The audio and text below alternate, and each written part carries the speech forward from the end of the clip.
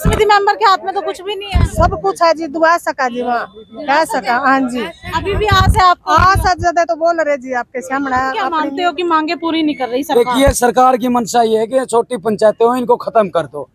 वो ये जो पंचायती राज की संस्थाएं होती हैं, हमारा खुद का अधिकार है। जो स्थानीय निकाय की जो स्वतंत्र प्रणाली की सरकार है ना, इसको खत्म करने की मंशा है। उनका कोई कसूर, उनका यही कसूर है जी, हमें जीता के भेज दिया, अब क्या करें। चाहे जो भी लोग हैं वो हमारे पास ही धरनास्थल पे पहुंचने वाले हैं और हम चुने हुए जनप्रतिनिधि हैं। जनता का कहना है जब वोट मांगते हैं तो आ जाते हैं, उनका तो एक ही कहना है, तो उस समय तो आते हैं, बड़े बड़े वायदे करते हैं, फिर भूल जाते हैं। उनको क्या कहना चाहिए? सरकार बात करती है 4 करोड़ मकानों की, लेकिन गाँव में धरातल पे जब इन बहन ने जाके दिखाया जनता की आवाज चैनल के माध्यम से, तो वहाँ धरातल पे 0 मिली। नमस्कार, मैं शबनम और आप देख रहे हैं जनता की आवाज। इस समय आपको बता दें कि करनाल के अंदर मौजूद है और करनाल की सड़कों पर आपको बता दें कि 14 दिन हो जाते हैं ब्लॉक समिति मेंबर के धरने को। लगातार जो है सड़कों पर बैठ चुके हैं, अधिकारियों के दफ्तर खड़का चुके हैं, लेकिन कहीं ना कहीं जो है इनकी समस्या का हल नहीं हो पा रहा। और आपको बता दें कि ब्लॉक समिति मेंबर जो है जब से धरने पर बैठे तब से गाँव वासी भी जो है इनके पास ही पहुंच रहे हैं अपने कामों को लेकर।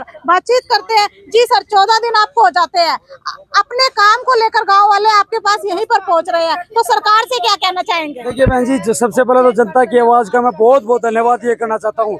जब ये पत्रकार बहन मेरे पास पहले दिन आई थी तो मैंने प्रधानमंत्री आवास योजना की बात की थी, और इस बहन ने पूरा करनाल जिले के एक गाँव में जाके वो न्यूज दिखाने का काम किया है कि किस प्रकार से प्रधानमंत्री Awas Yojana, BPL ration card वाले, प्लाट वाले, ये सब लोग गांव में किस प्रकार से समस्याओं से जूझ रहे हैं।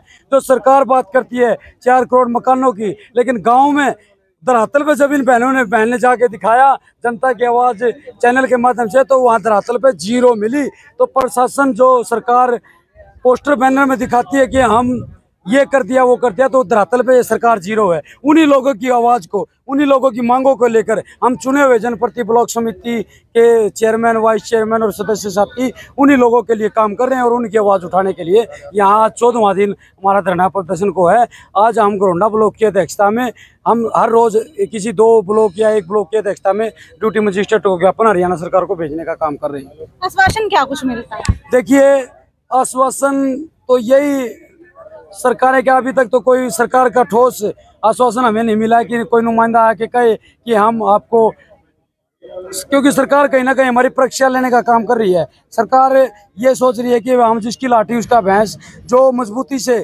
शक्ति प्रदर्शन करेगा, जो अमानवता पे उतर जाएगा, मतलब कि ज्यादा मतलब कि प्रभावशाली रोड पे सड़क पे उतरेगा, उसी की सुनवाई करती है। हम अब तक शांति प्रिय तरीके से बैठे हैं, लेकिन हमारी कमेटी के सदस्य साथी बहुत जल्द आज या कल में ही एक बहुत बड़ा निर्णय ये लेने वाले हैं कि हम बहुत जल्द आमरण अनशन पर भी जाने के लिए मतलब कि कटिबद्ध रहेंगे। और हम अब तक सरकार को चेताना चाहते हैं और निर्मल निवेदन भी करना चाहते हैं कि वो बैठ के टेबल टॉक करें, अन्यथा जब सड़क पे उतरेंगे तो इससे मतलब कि सरकार को पछतावा होने का काम होगा। आज किसके नाम ज्ञापन सौंपा? देखिए, आज हमने ड्यूटी मजिस्ट्रेट जो भी होंगे, हम हरियाणा सरकार, मुख्यमंत्री और पंचायत मंत्री हरियाणा सरकार को, ये क्योंकि इन्हीं से संबंधित हमारा मामला है और ये इसको तत्परता से पंचायत मंत्री और मुख्यमंत्री जी को पता भी है।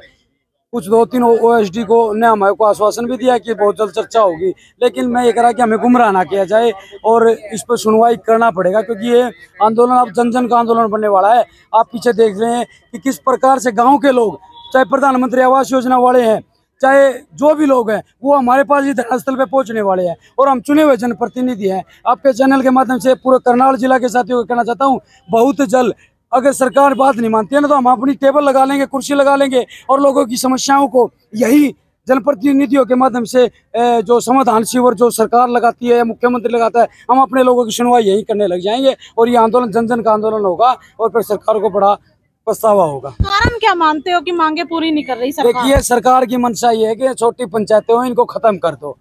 वो ये जो पंचायती राज की संस्थाएं होती हैं, हमारा खुद का अधिकार है। जो स्थानीय निकाय की जो स्वतंत्र प्रणाली की सरकार है ना, इसको खत्म करने की मंशा है। हमारा जो बजट आता है ना, हमारे गांव के लोगों के विकास का बजट आता है, उस पर ये डाका डालना चाहते हैं और उसको हड़प कर खत्म करना चाहते हैं, क्योंकि आज तक हमारे गांव डेवलप नहीं हो यार। बहुत बहुत उडा साहब हमारे बीच में पहुंचे हैं रोहतक से। तो जी सर, क्या कहना चाहेंगे कि गांव के तो काम होते नहीं है?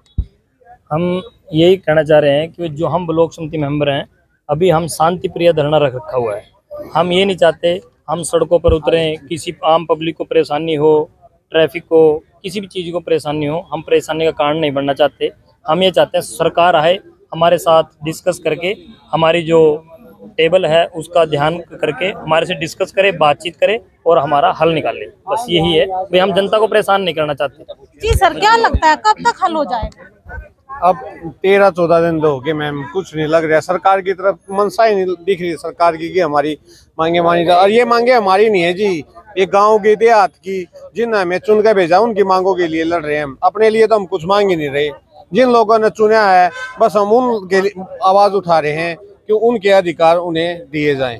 उनके लिए आप आवाज उठा रहे हो, लेकिन उनका क्या कसूर है? उनका कोई कसूर, उनका यही कसूर है जी, हमें जिता के भेज दिया। अब क्या करें, हम तो उनके सामने जाते हैं तो उनसे आंखें भी नहीं मिला पाते, क्योंकि देखो उन्होंने हमें बहुत बड़े आशा उम्मीद से जिता के भेजा था कि वे हमारे काम करेंगे, जनप्रतिनिधि हैं, लेकिन हमारे हाथ में कुछ है नहीं मैम। हम भी जनता का कहना है जब वोट मांगते हैं तो आ जाते हैं, उनका तो एक ही कहना है, तो उस समय तो आते हैं, बड़े बड़े वायदे करते हैं, फिर भूल जाते हैं। उनको क्या कहना चाहेंगे? हम तो जी गांव के लोगों के साथ ही हैं और वो भी हमारे साथ है। उनको पता है इनके हाथ में कुछ नहीं है, हम सारी कॉपियां दे देते हैं उनको, ले जाके कि ये अधिकार देखो हमारे पास क्या है।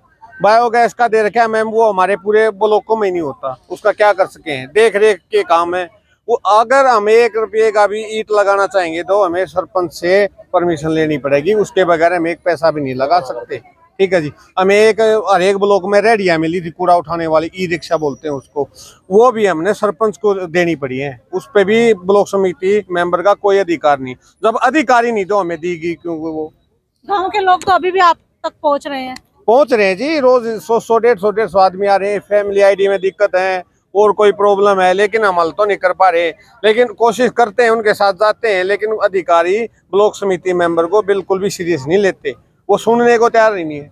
हमारे से ऊपर तो पंचायत के मेंबर हैं, उनकी भी अहमियत है, ब्लॉक समिति पार्षद को कुछ लोग मानते हैं नहीं कुछ भी। मैं तो सरकार से यही गुहार करता हूँ जी, अगर हमारे पद में कोई गरिमा और वो नहीं है तो इस पद को खत्म कर दो और हमारे इस्तीफे ले लो, हमें भी इस पद से आजाद करो। आपका पूरा परिचय? Khushiram Hooda, ward number 1। तो भाई जो गांव वासी है, गांव के लोग हैं, वो यहीं पर ब्लॉक समिति मेंबर के पास पहुंच रहे हैं। इनसे ही बातचीत करते हैं, क्या समस्या लेकर आप यहाँ पर पहुंचे हो?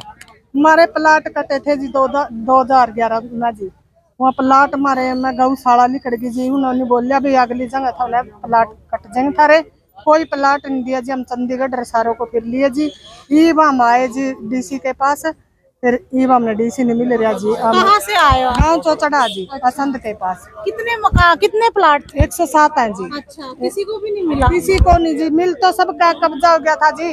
फिर उन्हें रात ने बलडोजर गए सब बाबू दिए जी, गौशाला बनी पाई जी, लटके जोर में उन्होंने सब कुछ हेर लिया जी। हमारे टाइप में कोई सड़ा ही नहीं हो हमारे। मकान बना लिए थे?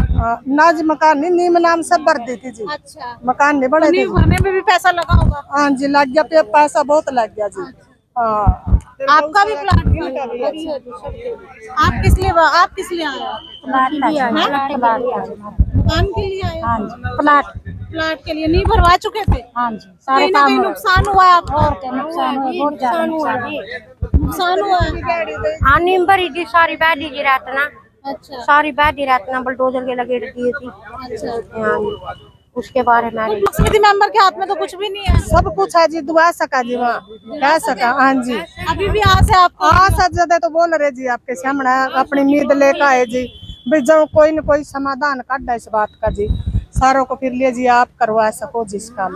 तो देख सकते हैं कि गांव चौचड़ा से जो है कुछ महिलाएं पहुंची है। इनका कहना है कि 107 प्लाट जो है वो सरकार ने दिए थे इन गरीबों को, लेकिन जैसे ही ये नींव भरवाते हैं तो कहीं ना कहीं उसके ऊपर जो है बिल्डोजर चलवा दिया जाता है। नींव पर पैसा लगाया था वो भी कहीं ना कहीं खराब हो जाता है, नुकसान हो जाता है। और आपको बता दें कि ब्लॉक समिति मेंबर के पास पहुंचते हैं, यहाँ पर डीसी साहब से मिलने के लिए पहुंचे हैं और एक आस लगा के बैठे हैं कि कहीं ना कहीं ब्लॉक समिति मेंबर जो है इनके प्लाट दिलवाएंगे, क्योंकि जो प्लाट अलॉट हुए थे उनकी वो जगह जो है गौशाला की जगह बताई जा रही है। इस तरह की ये बात कर रहे हैं। प्लाट जरूर दिए गए थे, कब्जा भी हो गया था, लेकिन कहीं ना कहीं बिल्डोजर चल जाता है। तो वीडियो को शेयर जरूर करते रहिए और कमेंट में अपनी राय भी जरूर दीजिएगा।